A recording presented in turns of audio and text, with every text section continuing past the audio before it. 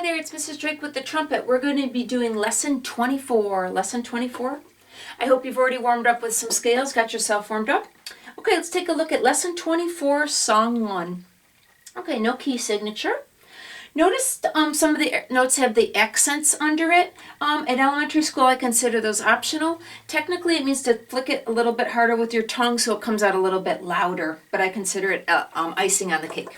Okay, so song number 1, warm up the first 3 notes. And remember, on these songs, if you want to just listen to me play them for you the first times, it's totally okay. Okay, song 1.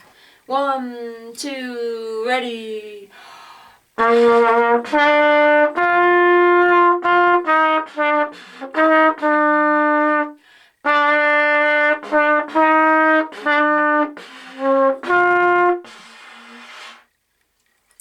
apologize, I'm having a lot of trouble with my lips, so I'm not going to have the most beautiful tone. Okay, song number 2. Okay, andante means walking speed. Notice it has a B flat key signature. There are no B's in it anyways. Why do they bother putting the B flat key signature? The reason is the melody ends on F, and the tradition is if a melody ends on F major, to have the B flat key signature, even if there's no B's in it anyways. Okay, as you scan through number 2, do you see that there's those extra lines under all the notes?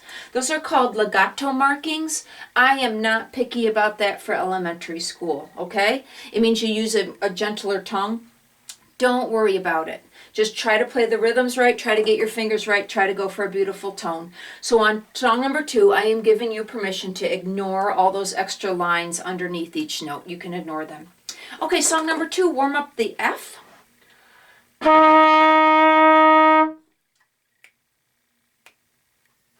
right, this is the speed. Everybody, song number 2. Ready, get set, go.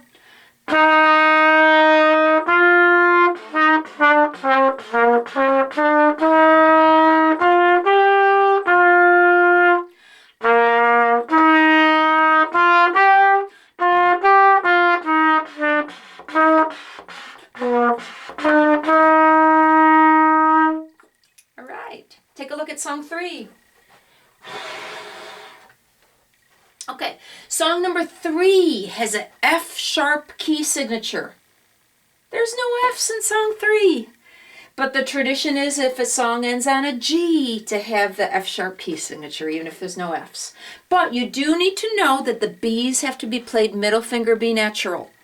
And on song number 3, the very first note is high D. We haven't played any high D's yet today. Remember, high D is first finger. So you got to know your own mind. Do you think you'll be able to remember that high D is first finger? Do you think on song 3 you'll be able to remember to use the middle finger for the B's? Feel free to write reminders for yourself. It's totally okay with me. I encourage you to use pencil, but it's totally okay with me to write reminders. Song 3 also has some slurs. I feel that those are optional the first times that you play a song.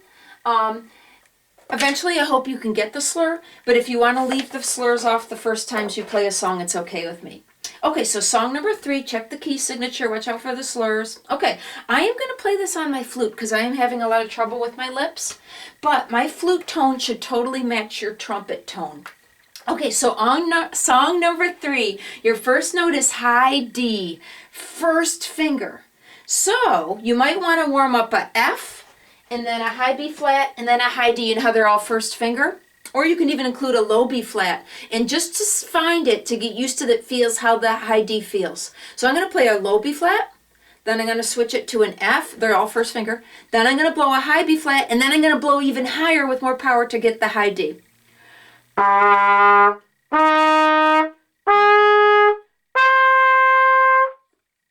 it.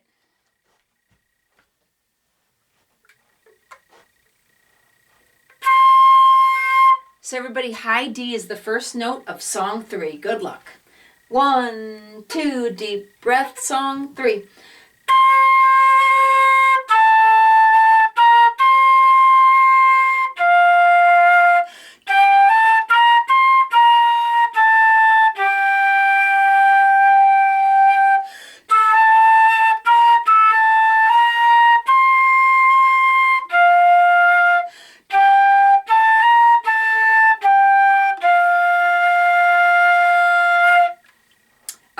your trumpet tone should have matched my flute tone.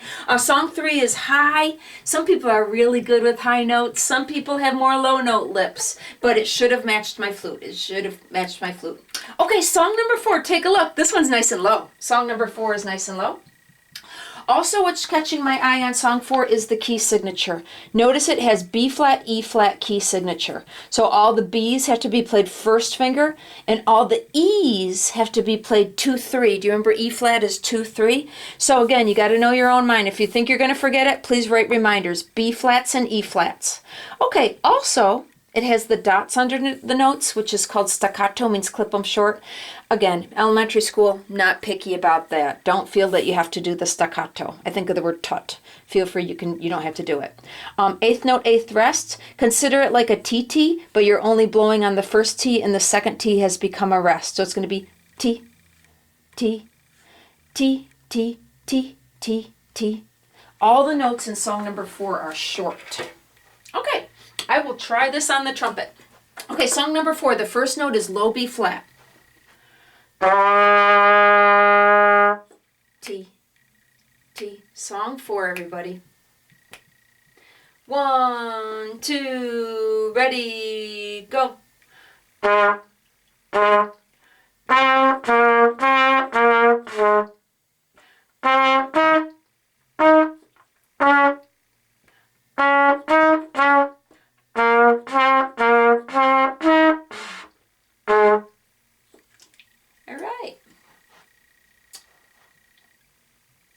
Alrighty, take a look at song number 5.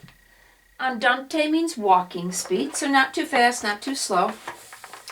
As you scan through it, you see there's no key signature, but they put some F sharp accidentals.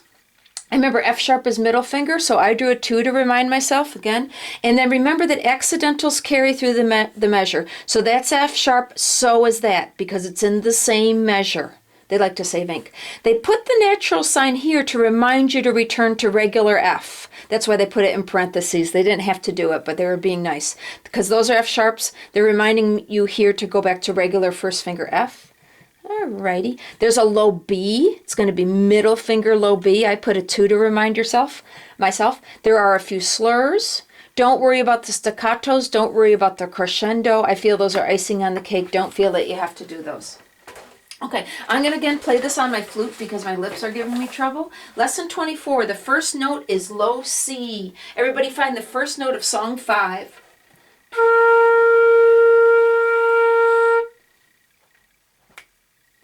Ta, ti, ti, ta.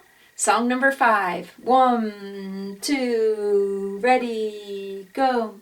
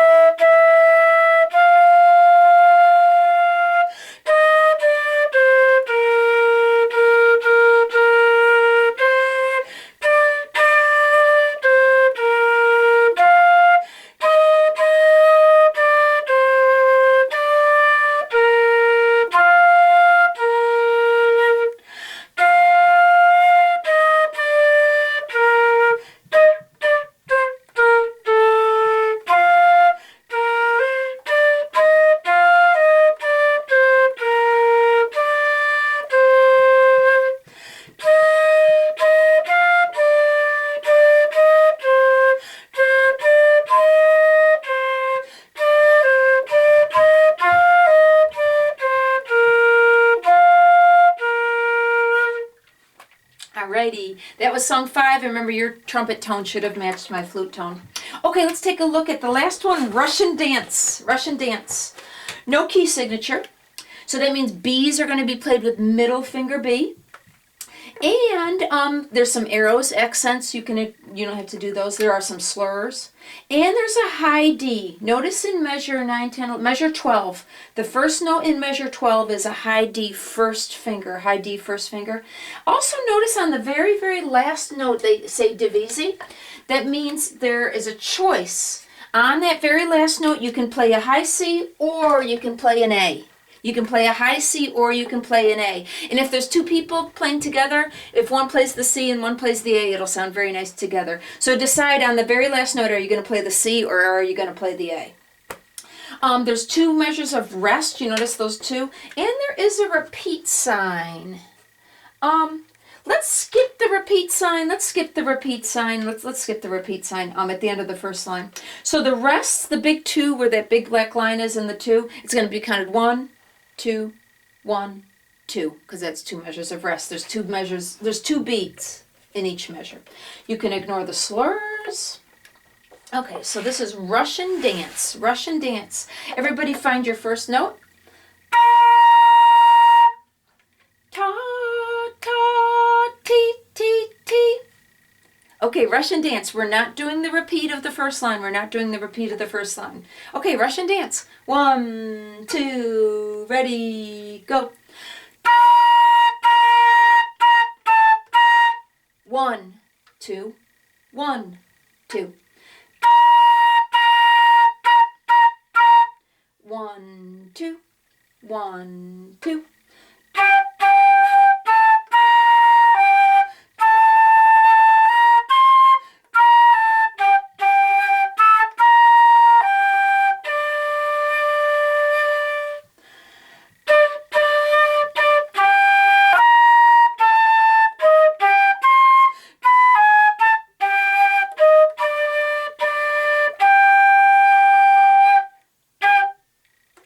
Alright, so that was Russian dance.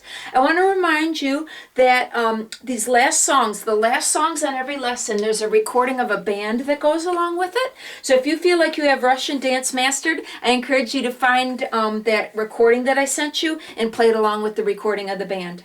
Okay, that was lesson 24. Everybody, that's the last lesson in this book, so you need to buy the new book. You need to buy the new book, and I hope I already sent you an email with the link to where to buy it. Okay, that was lesson 24.